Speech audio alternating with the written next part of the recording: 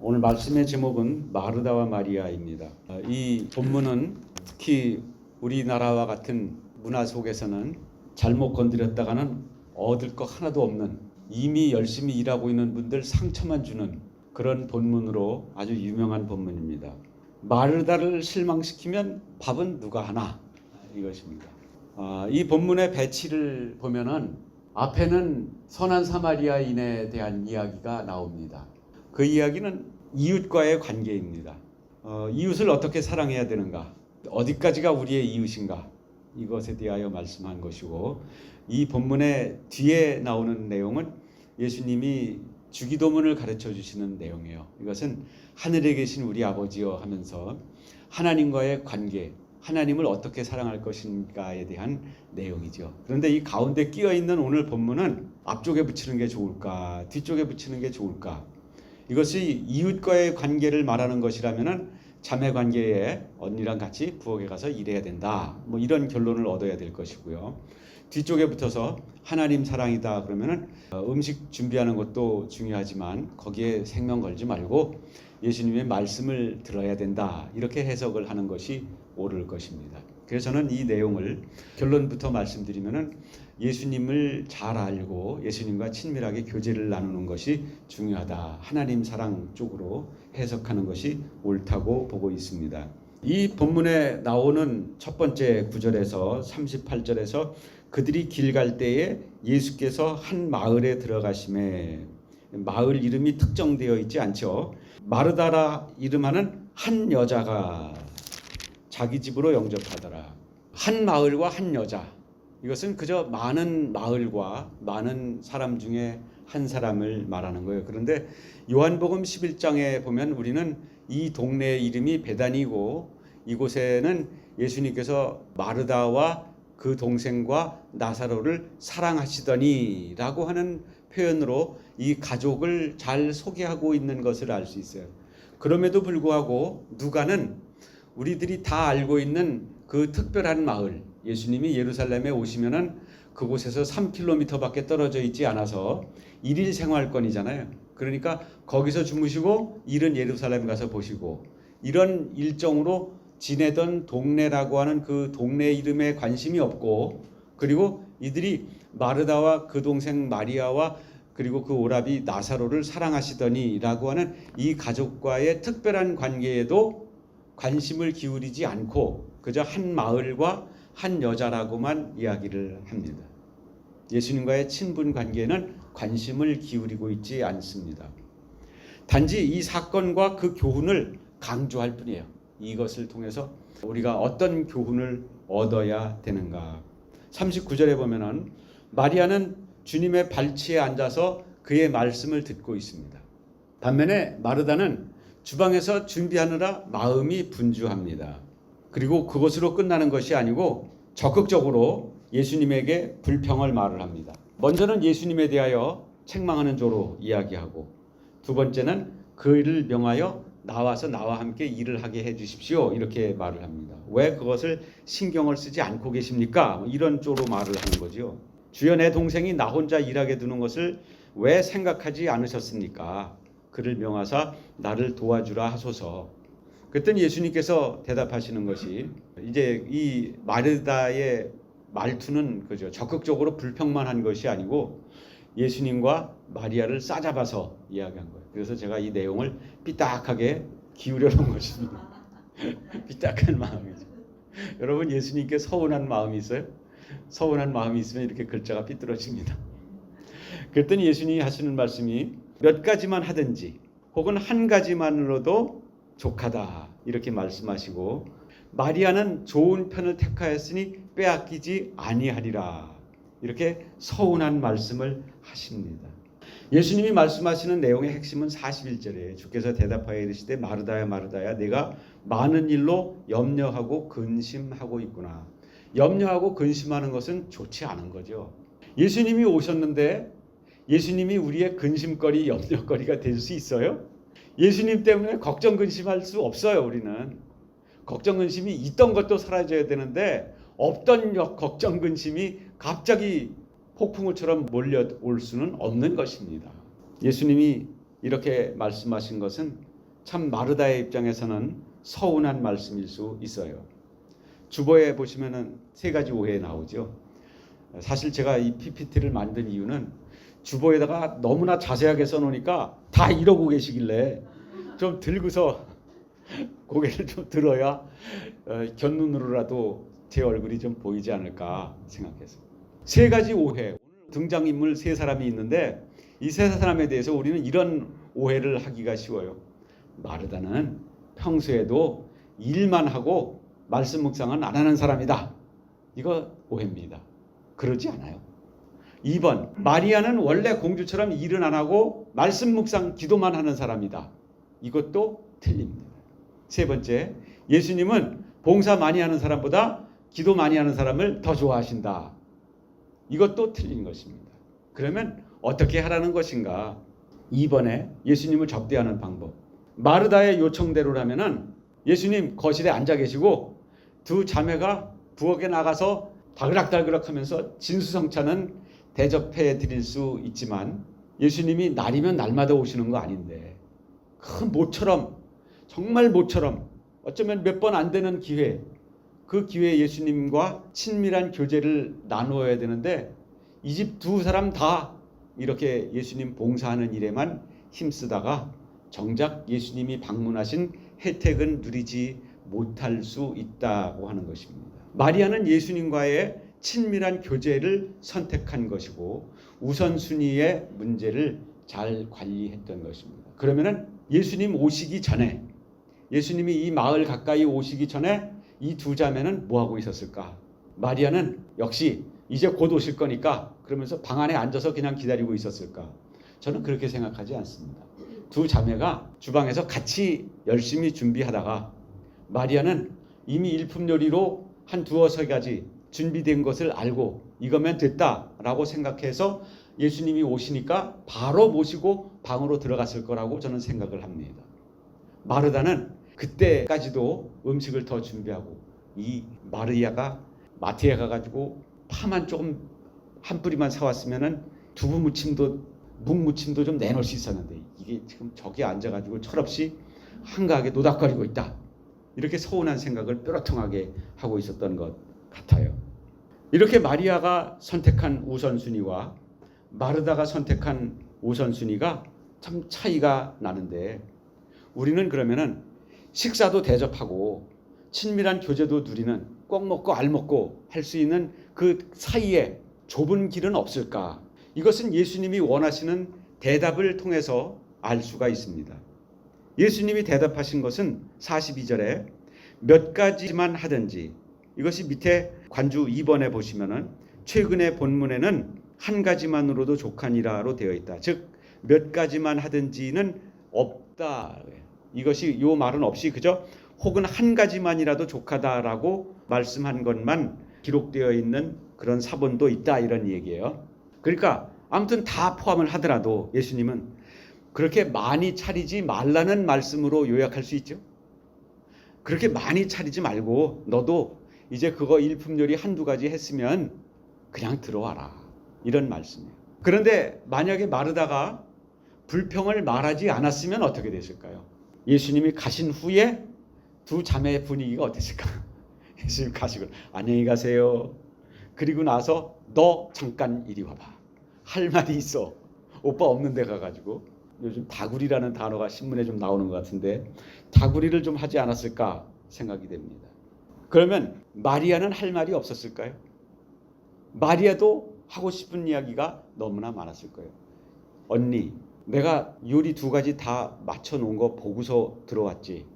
그거 가지고 들어오지 왜 안 들어오고 또 5가지 6가지 준비하려고 그래. 예수님이 우리 집에 자주 오시는 거 아니잖아. 이런 이야기를 할 거예요. 그런 상황에 맞는 요즘 아이들이 만든 사자성어 할만 하안이죠. 할 말은 많지만 하지 않는. 3번에 2번에 보시면 예수님을 오해할 수 있었을 거예요. 아, 예수님 역시 잘 드셔. 다음에 오시면은 뭐를 좀 더 해드릴까? 이런 식으로 연구해서 계속 예수님이라고 하는 그 우리의 구원자에 대하여 알고 그분을 기쁘시게 해드리는, 그분의 중심을 기쁘시게 해드리는 것은 하지 못하고 그분의 입과 배만 즐겁게 해드릴 수 있지 않았을까. 그 옆에 참고 구절 밑에서 세 번째 보시면은 영생은 곧 유일하신 참 하나님과 그가 보내신 자 예수 그리스도를 아는 것이다. 예수님이 어떤 분인지 아는 것, 이것이 얼마나 중요한 것인지에 대해서 강조하는 말씀이죠. 마르다는 불만을 말했다가 실수가 드러났습니다. 그렇지만 그것이 꼭 나쁜 것만은 아니에요. 불만을 말하지 않고 가만히 있다가 동생하고 다툼이나 하는 것이 일반적인 경우일 수 있겠지만 마르다는 있는 그대로 자기가 서운한 것을 예수님에게 말씀드렸어요. 그리고 드러난 그 실수 때문에 배울 기회가 있었고 실수를 고칠 기회가 있었던 것입니다. 심지어 시편에도 보면은 다윗도 쉴 새 없이 불평을 합니다. 그리고 쉴 새 없이 저주를 해요. 우리는 이런 시편을 읽으면서 야, 이거에 무슨 기도가 이래. 시편은 기도인데 기도에 하나님께 불평을 이야기해도 돼요? 기도에 하나님 앞에 이 원수가 가는 길을 미끄럽게 해주세요. 그 아내는 타인에게 빼앗기게 해주시고 그 자녀들은 종이 되게 해주세요. 이런 기도를 하나님 앞에 해도 돼요? 저는 해도 된다고 이야기를 했습니다. 다만 상대를 가려서 해야죠. 다윗은 그 상대에게 그런 저주를 한 것이 아니고 하나님 앞에 그 서운한 마음을 말씀드렸을 뿐이에요. 그 기도의 그 결론은 다윗이 사울 임금을 대하는 태도를 보면은 옳고 그름을 우리는 바로 분별할 수 있습니다. 다윗은 사울을 죽일 수 있는 원수를 갚을 수 있는 기회가 수도 없이 많이 있었지만 자기가 그것을 할 수 없다고 생각을 했습니다. 그를 왕으로 임명한 분이 하나님인데 내가 어떻게 그를 파면할 수 있느냐? 내가 그를 어떻게 죽일 수 있느냐? 그것은 하나님의 손에 달린 길이다. 그렇게 오랜 세월 동안 사울에게 고난을 당하고 쫓겨다니지만 다윗은 자기가 하나님 앞에 불평불만을 이야기할지언정 자기 손으로 심판자를 자처하지 않습니다. 그렇기 때문에 이렇게 하나님 앞에 주님 앞에 여러분들이 서운한 거 말씀으로 기도하는 거 이거 괜찮다 이거예요. 기도를 하는 것 그 자체가 얼마나 더 소중한 것인지 우리는 알아야 돼요. 이 두 자매를 좀 극단적으로 비교해 보았어요. 이것은 그 오라비 나사로의 무덤 앞에서 일어난 일인데요. 그 일 이전에 먼저 빨간 마리아를 보면은요. 요한복음 11장 1절 2절 참고 구절에도 기록되어 있어요. 어떤 병자가 있으니 이는 마리아와 그 자매 마르다의 마을 베다니에 사는 나사로라. 이 마리아는 향유를 주께 붓고 머리털로 주의 발을 닦던 자요. 병든 나사로는 그의 오라버니더라.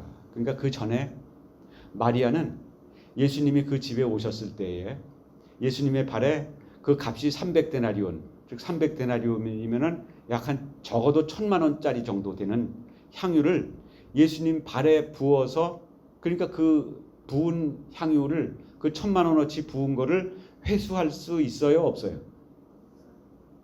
잘 건지면은 한 300만 원어치는 건질 수 있어요? 한번 부으면 끝이죠. 향유를 어떻게 재활용합니까? 그거를 유다가 책망했죠. 그거 팔아서 가난한 사람들에게 줬어야지. 근데 예수님께서는 아니다. 그 여자를 괴롭히지 말아라. 이 여자는 내 장례를 준비한 것이다. 이렇게 그 헌신을 예수님께서는 소중한 헌신으로 받으셨던 것을 우리는 요한복음 11장과 12장에서 이야기하는 것을 볼 수 있어요. 저는 이 본문을 읽을 때마다 맨 처음에 특히 이 본문을 읽었을 때 얼굴이 화끈 달아오르는 것을 느꼈어요. 여러분 제가 남자들하고 이렇게 쭉 앉아서 있는데 어떤 여자가 하나 들어오더니 이거를 탁 그 병에 목을 부러뜨려 가지고는 붓고서는 뿔어 엎드려 가지고 제 긴 머리카락을 이렇게 내 발을 닦아. 그 분위기가 괜찮아요? 좀 너무 어색하지 않아요? 너무 어색해요. 그런데 우리 어머니가 참 예수님 믿고 은혜 받고서 참 어려웠던 게 뭐냐면은 예배에 갈 수가 없다는 거예요. 예배당에 들어가는 순간부터 그 은혜에 감격해가지고 눈물이 철철철철 흘러내리는데 사람들이 다 이상하게 쳐다봐가지고 창피해서 교회를 못 가겠다. 저는 괜찮아요, 어머니. 그래도 가셔도 상관없어요. 그거 이상하게 보는 사람 하나도 없어요. 하나님 앞에 감사의 표현은 그 정도의 차이는 매우 주관적이에요. 한나가 자식 좀 낳게 해달라고 엘리 제사장이 있는 성소에 가가지고 기도했죠. 그랬더니 엘리 제사장이 영성이 영 없는 제사장이었잖아요. 그러니까 엘리 제사장이 한다는 소리가 뭐예요? 너 왜 낮술 먹고 와가지고 성전에 와가지고 술주정이야? 그렇게 얘기하잖아요. 그러나 한나는 그것이 아니라고. 내 마음이 불타는 것 같아서 하나님 앞에 이렇게 기도한 거라고. 여러분, 하나님 앞에 마음이 급하면은요, 말이 논리적으로 나가지도 않고요, 발음이 또박또박 나가지도 않고요. 그래서 그것을 정말 방언에 대해서 부정하는 칼빈주의자들도 그거는 방언이었다고 말을 해. 그거는 한나의 경우는 방언한 거다 이렇게 얘기해. 마리아는 주님에게 감사의 표현을 너무 잘하는 사람이었어요. 그가 하나님께 주님께 받은 은혜가 얼마나 큰지는 그의 사정을 모르는 사람은 알 수 없는 그 감사의 그 양이 있는 거예요. 그것을 주님은 알아보시고 그것을 수용하시는데, 유다는 지가 뭐라고 그거 300데나리온에 팔아서 가난한 사람들에게 줬어야지, 예수님은 그렇게 고귀한 분이 아니야 라는 말과 마찬가지예요. 그 말은 예수님에게 드리기에는 과한 헌신이야, 이런 말이나 마찬가지라고요. 여러분, 주님께 마리아처럼 감사의 표현을 잘 할 수 있어야 돼요. 물질이 됐든 시간이 됐든 달란트가 됐든 말 한마디가 됐든. 근데 마르다는 어떤 사람이었느냐면요, 창고 5절 그 두 번째 보면, 마르다가 예수께 여짜오되 주께서 여기 계셨더라면 내 오라비가 죽지 아니하였겠나이다. 그러나 나는 이제라도 주께서 무엇이든지 하나님께 구하시는 것을 하나님이 주실 줄을 아나이다. 이 장면 눈이 훤하게 아시죠? 이 대답이 어때요? 그러나 이제라도 주께서 무엇이든지 하나님께 구하시는 것을 하나님이 주실 줄 아나이다. 여기 몇 점 줘야 될까? 이 정도 믿음이면 80점? 100점짜리 믿음 아니에요? 이 정도면 이제라도 주님이 우리 집에 안 계셔가지고 그냥 사람을 미리 보냈는데 왜 지체하다가 이제 오셨어요? 주님이 계셨으면 우리 오빠가 안 죽었을 건데, 근데 이제라도 오셨으니 이제라도 주님이 하나님께 구하시는 것이면은 무엇이든지 하나님이 이루실 것입니다. 이렇게 대답하는 것을 보면은, 야, 믿음이 정말 대단하다라고 하는 것을 알 수 있어요. 그런데 예수님께서 그에 대하여 23절에 예수께서 이르시되 내 오라비가 다시 살아나리라, 이렇게 그의 믿음의 고백만큼에 맞는 말씀으로 화답하셨어. 지금 살아날 거라는 말씀이지. 그랬더니 그 다음에 마르다가 한다는 소리가, 마지막 날 부활 때에는 다시 살아날 줄을 내가 아나이다. 이게 시차가 확 벌어져 버려요. 여기서 아직도 안 오셨잖아. 2000년이 지났을 뿐만 아니라 아직도 안 오셨잖아. 그럼 나사로는 아직도 못 살아나야 돼요. 마르다의 믿음은 매우 신학적이고 매우 논리적이에요. 이런 걸 볼 때 우리는 참 신앙의 틀이 잘 잡혀 있다, 이렇게 말할 수 있어요. 그러니까 마리아는 좀 감성적이고 자기가 받은 바 은혜를 풍성하게 표현하는, 지금 현재의 신앙을 살고 있어. 아우, 이거 300데나리온인데 절반만 부어드리고 나중에 어떻게 좀 또 다른 데 써야지, 이런 생각 아니고 주님께 그냥 있는 것 그대로 부어드리는 그런 풍성한 표현을 할 수 있었던 반면, 마르다는 뭔가 신학적으로 틀이 잘 갖추어져 있는 것 같은데 지금도 살아 역사하시는 주님의 그 능력과 그 은혜는 맛보지 못해요. 우리는 종교적인 틀은 잘 가지고 있을지 몰라요. 그런데 지금도 살아 역사하시는 주님을 누리지는 못하는 경우가 많이 있지 않나. 율법이 은혜를 대신할 수는 없는 것입니다.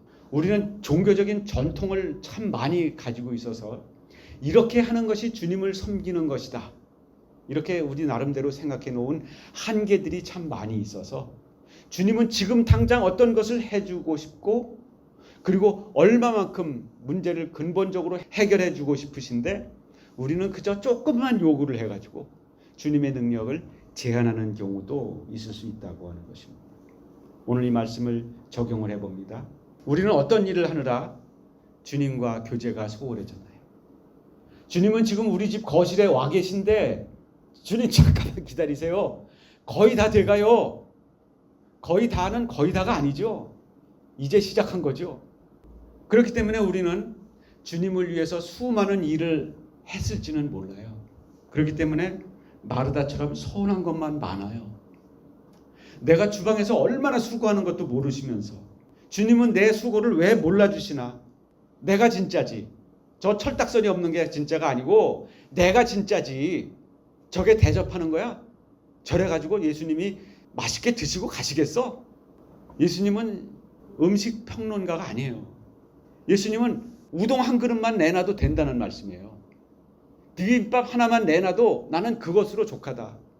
내가 갈릴리에서부터 여기까지 오는 동안 일어났던 그 수많은 일들, 7장에서 이방인 백부장의 이야기, 9장에서 오병이어를 먹이신 이야기, 12제자를 보내서 이루셨던 그 수많은 사탄을 승리했던 이야기, 70인의 제자들을 보내서 이루셨던 그런 간증들, 이런 이야기들을 정말 너무나도 신나게, 이게 하루 저녁밖에 안 된다고 하는 것이 아까워서 그 이야기들을 이 온의와 나누시고 싶었을 텐데 음식 만드는 시간 때문에 그것이 제한될 수 있었다고 하는 거예요.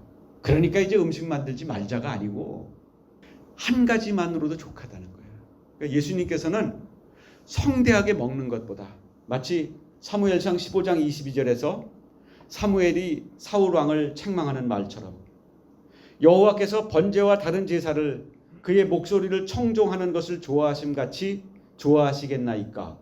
순종이 제사보다 낫고 듣는 것이 순양의 기름보다 낫습니다. 그렇게 사무엘이 사울을 책망했잖아요. 예수님은 먹는 거 밝히는 분이 아니에요. 그런데 우리는 사실 먹는 거 밝히죠. 우리는 사실 억지 마르다를 만들어요. 말씀을 들으려고 들어와 있는 마르다에게 눈치를 주면서 너 하나는 그래도 나가서 주방에서 요리를 해야지 여기 와서 철없이 앉아있으면 어떡하느냐. 억지 마르다를 만들어요. 그러나 예수님은 그러지 않으세요. 스프라울이라고 하는 미국의 유명한 목사님의 이야기는 마르다는 지나치게 정성스럽게 준비했을지도 모른다. 반면 마리아는 예수님의 말씀을 듣는 것이 다른 어떤 일보다 우선되어야 할 특별한 기회임을 알고 있었다. 예수님이 자주 오시는 것도 아니에요. 공관복음에 의하면은 예루살렘에 한 번 올라가셨기 때문에 이게 한 번의 기회였을 것이고 요한복음으로 치면은 3번 올라가셨기 때문에 많아봐야 3번째 기회였던 것입니다. 그렇기 때문에 마리아는 어떻게든지 예수님을 더 말씀을 듣고자 했던 것이고 그 전에 같이 수고도 했었던 것이 분명합니다. 위어스비라고 하는 목사님이 쓴 글 저는 여기다 써놨어요. 주보에다가 당신의 경건의 시간이 주님께 어떤 의미인지 기억한다면 힘이 날 것이다. 이것이 나에게만 의미 있는 시간이 아니고 주님께도 의미가 있는 시간이라고 하는 것을 말하는 거죠. 주님은 교제를 갈망하신다. 주님은 우리에게 자신의 삶을 나누고 싶어 하신다. 예수님이 당신의 이웃집에 사신다면 그리고 그 집 문이 항상 열려 있다면 당신은 주님을 만나러 그 집으로 수시로 달려갈 것이다. 그러나 사실 주님은 그것보다도 더 가까이 당신 곁에 살아계신다. 그 옆에 요한복음 15장 4절이 기록되어 있죠. 내 안에 거하라. 나도 너희 안에 거하리라. 이웃집 정도가 아니라 우리 안에 거하고 계십니다. 근데 우리는 예수님을 자꾸 재워놓죠. 예수님 주무시고 계세요. 지금 한가하게 이야기 듣고 하고 그럴 시간이 아니에요. 요리하러 가야 돼요. 깨어나시면 드셔야 되잖아요. 내가 아니면 이 교회가 어떻게 굴러가라고요. 이 많은 일 다 누가 해요. 두 번째 문단에 보면 매일 말씀과 기도 가운데 주님과 시간을 보내는 것은 인내의 시간이 아니라 즐거운 경험이 되어야 한다. 연애를 시작한 사람이 오늘 그녀를 만나서 3시간이나 함께 시간을 보내야 돼 라며 투덜댄다면, 또는 한 어린아이가 오늘 우리 집에 할아버지 할머니가 오신댔어. 어떡하지? 이렇게 귀찮아하는 초등학생이 있을까? 있을 수 없는 것이죠. 우리의 신앙은 이런 느낌이 들지 말아야 되는데 어디에서부터 우리의 신앙은 고장났나요? 그저 의무감만 있어. 율법만 있어. 신앙의 틀만 있지 안에 그 알맹이 달콤한 맛이 없어. 뒤로 넘어가서 심층학습해 보시면은 시편 119편 103절에 주의 말씀의 맛이 내게 어찌 그리 단지요 내 입에 꿀보다 더 단이이다. 이게 지금 누구의 이야기야? 내 이야기가 돼야 되는데 내가 언제 이런 맛을 본 적이 있는지 기억도 가물가물해. 그 위에 시편 1편 1절에 복 있는 사람은 악인들의 꾀를 따르지 아니하며 2절에 오직 여호와의 율법을 즐거워하여 그의 율법을 주야로 묵상하는도다. 복 있는 사람은 주의 말씀을 묵상하는 사람이로구나. 묵상한다고 하는 것을 읊조린다는 단어로 동사를 바꿨더라고요. 읊조린다고 하는 것은 중얼거리는 거예요. 하나님의 말씀을 중얼거리는 것입니다. 예수님은 오늘도 우리에게 말씀으로 임하신다고 그러는데 그것이 참 우리는 못내 서운해요. 아니 좀 2000년 전처럼 좀 뭔가 좀 보여주시고 5,000명 먹이시는 것도 좀 보여주시고 나사로 살리는 것도 좀 가끔 그래도 미국에서 그런 일이 요새 있었다 뭐 그러면은 신앙생활하기 훨씬 좋을 텐데 왜 이렇게 어려운 방법으로 우리에게 신앙생활하라고 하시나. 하나님의 지혜는 우리의 지혜보다 높아요. 그렇기 때문에 가장 좋은 방법으로 만나시겠다고 하신 거예요. 말씀을 우리는 제대로 테이스트 해보지도 않고 맛도 봐보지도 않고 이거 가지고 되겠어요? 이거 가지고 안 된다는 거잖아요. 정주영 회장이 아산만을 막을 때 간척할 때 다 안 된다는 거예요. 이 급한 물살을 어떻게 막느냐는 거예요. 근데 그는 폐유조선을 갖다가 일단 턱 갖다 놓고 그 이전에 간척공사에 어디에서도 시도해 본 적이 없는 그 방법으로 아산만을 막았던 것을 이야기를 많이 들었죠. 그 이외에도 여러 미담 사례가 많더라고요. 그래서 그분 어록이 해보긴 했어. 목소리도 비슷한 것 같으네요. 의도한 건 아닌데 해보긴 했어. 우리는 말씀이 우리에게 생명이 되고 말씀이 우리에게 양식이 된다고 하는 것을 해보지도 않고 어떤 것이 임계점이라는 게 있잖아요. 70도까지 아무리 열을 가해도 라면 못 끓여요. 불려 먹는 거지 끓여 먹는 거 아니에요. 거기에서 마지막 피치를 더 풀무질을 해야 100도까지 올라서 거품이 나면서 부글부글 한다. 그때 넣어야 잘 익는 거예요. 거기까지는 가열도 안 해보고서 말씀 가지고 안 된다고. 근데 여러분 자전거 타는 것도 그렇고 수영하는 것도 그렇고요. 한번 성공해 본 사람은 그 이후에도 자전거를 한번 성공하면은요 나중에 혼자서도 탄다고. 근데 그 한 번이 어려운 거야. 한 번. 몇 번 넘어지면서. 여러분 말씀이 송이꿀이 되는 것을 임계점까지 한번 해봅시다. 주님이 된다 그랬으니까 이게 성경 그렇지 않으면 그냥 그때 가서 덮어버리자고. 말씀이 우리에게 육신이 되어 오셨다 그러는데 요한복음 1장에서 예수님이 육신으로 오시면은 많은 사람이 한꺼번에 만날 수가 없어. 베다니 삼남매의 집에 오셨을 때는 갈릴리에 있는 사람들은 예수님 못 만난다고.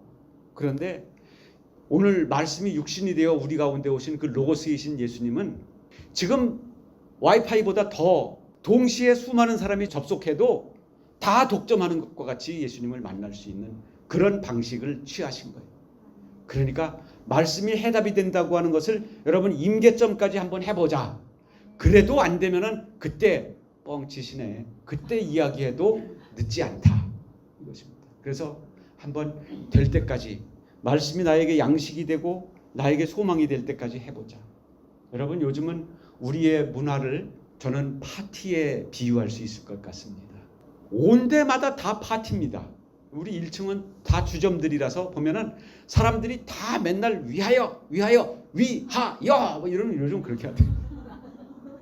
파티의 분위기가 이 나라의 전체적인 분위기입니다. 파티가 가능하려면 뭐가 있어야 되는지 알아요? 돈이 있어야 파티를 하죠. 누가 2차 낸대, 누가 3차 낸대, 그 누가 낸대라는 말이 나오면은 누가 쏜대 그러지. 그거 돈이잖아요, 그게 다. 누가 잘 쏴요? 잘 안 쏘지. 그러니까 파티가 끝나면은 항상 뭐예요? 마음이 허전해요.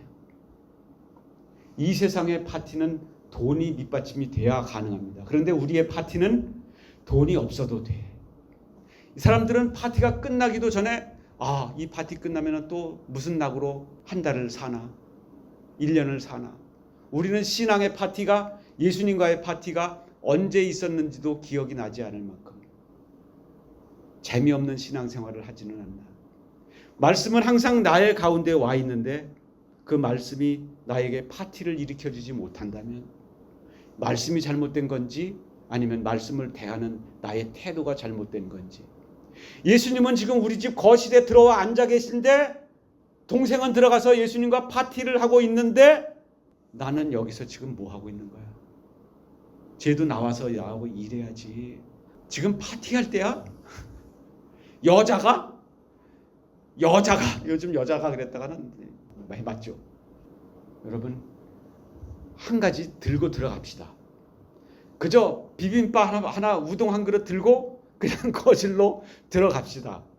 그러면은 예수님께서 그거를 진수성찬 같이 드시면서, 그래 내가 지난번에 여리고를 지나오는데 그 소경이 나를 보더니 나를 불쌍히 여기셔서 그러는 거야. 그래서 내가 내 믿음이 너를 구하였느니라. 그 눈을 떴어. 나병 환자가 왔는데 그가 고침을 받았어. 너 무슨 문제 있어? 이렇게 예수님과 함께 술이 없어도 즐거운 파티, 옆에 낯선 이성이 없어도 즐거운 파티, 행복한 파티가 우리의 인생의 모든 국면 속에, 파티가 끝나기도 전에 또 다른 파티, 마치 요한계시록에 재앙이 끝나지도 않았는데 또 다른 재앙이 와서 기다리고 있고, 어떤 재앙은 또 다른 재앙과 겹쳐 있고, 그런 인생이 아니라 파티가 끝나지도 않았는데 다음 파티가 또 준비되어 있는 그런 행복한 파티의 인생이 되시기를 간절히 축원합니다. 우리 같이 한번 기도합시다. 주님, 제 인생의 파티가 언제 끝난지도 모르겠습니다. 예수님을 믿는데도 왜 행복하지 않습니까? 말씀은 왜 내가 쳐다보지도 싫습니까? 주님, 내가 어디서부터 고장났습니까? 주님이 와 계신데도 나는 부엌에서 지금 일만 하고 있습니다. 지금 이제 한 가지만 가지고 들어갑니다. 주님, 왜 한 가지만 가지고 들어왔냐고 탓하실 분이 아니고, 이 맛있는 냉면은 내가 처음이다, 이 맛있는 우동은 내가 처음이다, 네가 최고다 칭찬해 주실 주님을 만납시다. 임계점까지 한번 말씀을 읽어봅시다. 말씀이 송이꿀이 되는지 안 되는지 한번 해보기나 하고서 덮읍시다. 주님, 우리 같이 한번 합심하여 기도합니다. 주님, 우리가 주님의 말씀이 생명이 되는 것을 맛을 본 지가 언젠지 기억도 나지 않습니다. 주님, 이제 주님 앞에 다시금 나아갑니다. 말씀이 잘못된 것이 아니라 내 태도가 잘못된 것들을 회개합니다. 주님, 용서하여 주옵소서. 이 교회를 회복시켜 주시옵소서. 우리 인생을 회복시켜 주시옵소서. 이 나라를 회복시켜 주시옵소서. 주님, 이 세상을 주님의 법으로 다스려 주시옵소서. 우리 문 앞에 기다리시는 주님 맞아드리오니 주님 저희와 동행하옵소서. 예수님의 이름으로 기도합니다. 아멘. 주 예수